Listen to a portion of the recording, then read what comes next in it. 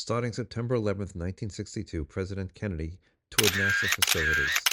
During the course of his trip, he also gave a speech at Rice University, where he made the famous statement, "We choose to go to the moon." A tour of 4 space installations at Huntsville, Alabama, where he is greeted by Dr. Wernher von Braun, space pioneer and director of this research and development center. The missiles on display are dwarfed by the mighty Saturn rocket. This booster is the first stage of the rocket that will put the 3-man Apollo capsule into a 2-week orbit of the Earth in 1964 as a preliminary to a lunar shoot. The men who make it get very personal greetings. From Alabama to Cape Canaveral, next stop on the tour. At this U.S. space capital, the President has a long chat with Walter Schirra, Center, our next man in space, who is scheduled for a 6-orbit flight. The Commander-in-Chief learns from an expert.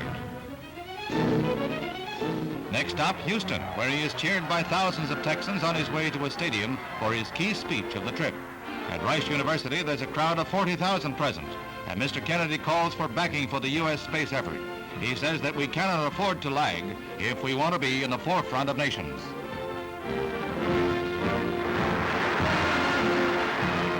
Then to the Manned Spacecraft Center, where the $20 billion Apollo project is in high gear.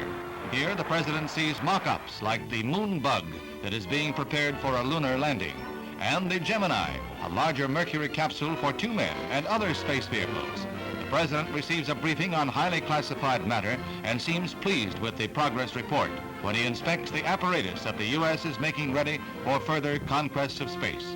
It was in Houston that Mr. Kennedy emphasized the need for peaceful uses of space. 4th and final stop is at St. Louis for an inspection of the McDonald plant, where the Phantom II fighter bomber is built, as well as Mercury and Gemini capsules. The F-4H is a 1,600-mile-an-hour streak of lightning. The Gemini, which was developed here, will allow 2 men to orbit the Earth for 2 weeks and will be used for experiments in outer space rendezvous and docking missions. This winds up the President's first-hand look at our space program and our progress in the race for space.